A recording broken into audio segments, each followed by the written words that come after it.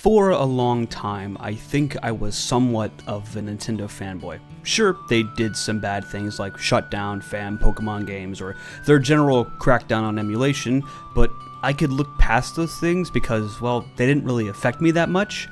As they moved from the Wii U to the Switch, there was a lot to enjoy coming from Nintendo. Breath of the Wild is one of my favorite games of all time. The Wii U ports gave new life to games that would have otherwise rotted on a failed console. The introduction of Nintendo Switch Online, while not great that I have to pay for online stuff, it did bring a ton of classic games to one system at a fairly cheap price compared to their competition. All while the Nintendo Switch itself sat at a nice $300. It was easy to fall into the Nintendo Switch and fall into the magic that it brought. Big games at home and on the go, who wouldn't want that? But it's 2025 now, and we've moved on from the Switch to the Switch 2 and other handheld gaming systems. I don't own any other handheld gaming systems beyond like my DS's and my tiny portable emulator and of course my Switch, but we have so many more powerful machines out there, and the Switch 2 seems to have lost a lot of that magic and the general positivity that was around the Switch 1. Not just for me, but for thousands of Nintendo fans. This transition to a new generation has exposed the many ugly things Nintendo has done. It seems like each release from Nintendo comes with a bit more criticism than what I would have seen even a year ago. People are much more likely to dunk on Nintendo games or their hardware because Nintendo is being deeply anti-consumer this generation. They're charging more for games than ever while making games as cheap as possible. Mario Kart World is not worth $80. Pokemon Legends ZA is not worth $70 on the Switch 2 or even $60 on the Switch 1. The latest Donkey Kong game looked pretty neat. I'll give them that. Then there's the hardware itself.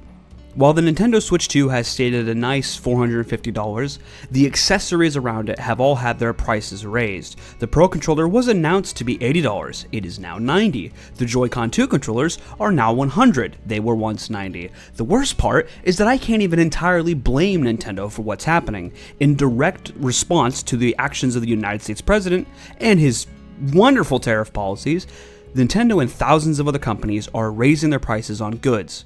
And I want you guys to know that I just deleted an entire paragraph about why these tariff policies are actually really bad, but I decided I would spare you the political lecture, at least for now. So you could thank me later because I don't want to set any more of a flame war than I've already started in the comment section, okay? You're welcome. There's a lot of buzz around Pokemon Legends ZA right now.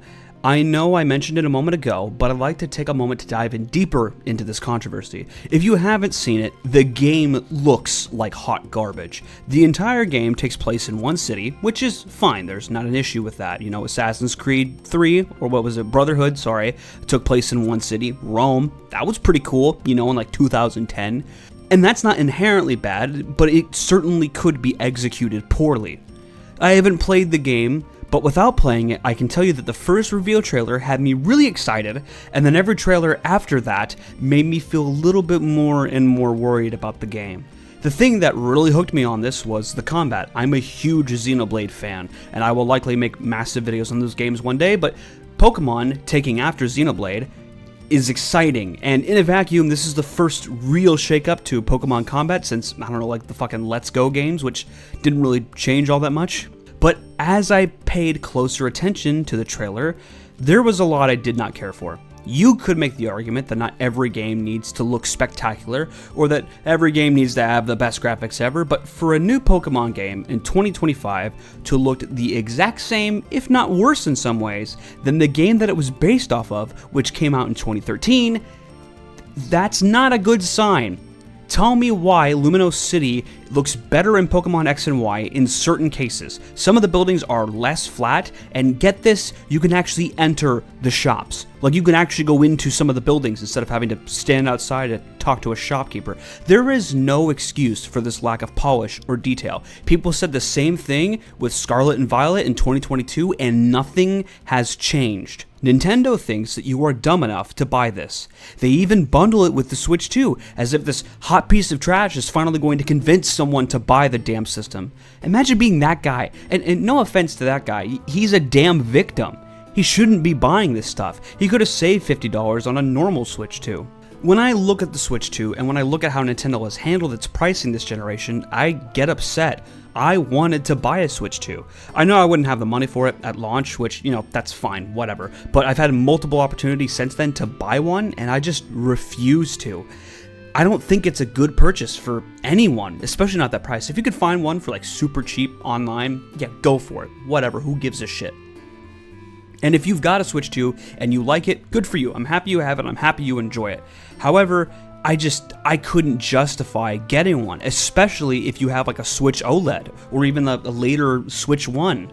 The Switch OLED was a great value. It was $100 cheaper than the Switch 2 and can play most of the games that the Switch 2 can. It's arguably better in terms of the screen, depending on who you ask, at least in terms of color. But then Nintendo went and raised the Switch OLED's price to $400.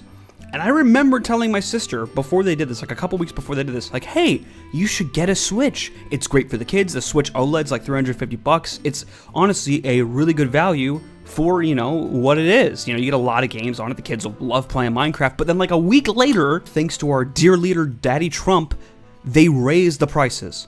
That's the worst part about all of this, is that I can't fully blame Nintendo for the price increases. It would be easy to just blame the billion-dollar company and point the finger there, but unfortunately, that would be pointing the finger in the wrong direction. Yes, criticize Nintendo for their decisions, but ask yourself why these decisions are being made. Is Nintendo just greedy for the fun of it? Yes, but that's every company. They're all going to be greedy. But do you really think in a normal economic situation that they would raise the price of their old system?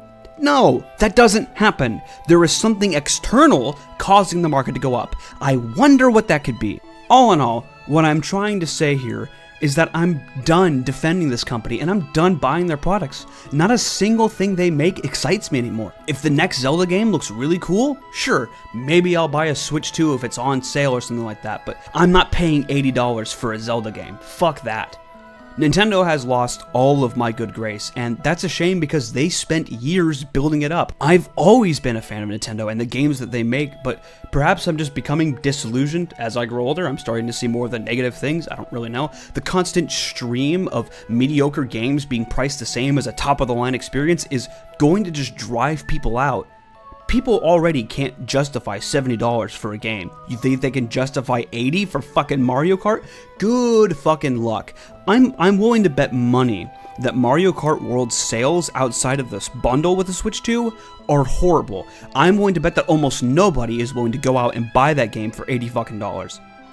If they make more games for the same price, people will not be able to afford it.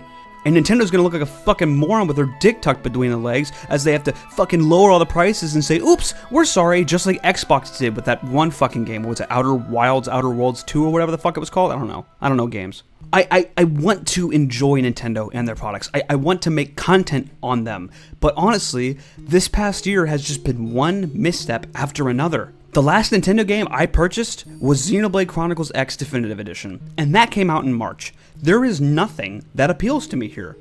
And there's a lot of stuff that should. A new Zelda game? Hell yeah, sign me up. I loved Age of Calamity. Donkey Kong gets to smash it and explore gorgeous levels? Yeah, that sounds sweet, but oops, we have to re-release Mario Galaxy 1 and 2 for $70 fucking dollars, or for $40 each if you're a fucking idiot who bought 3D All-Stars back then.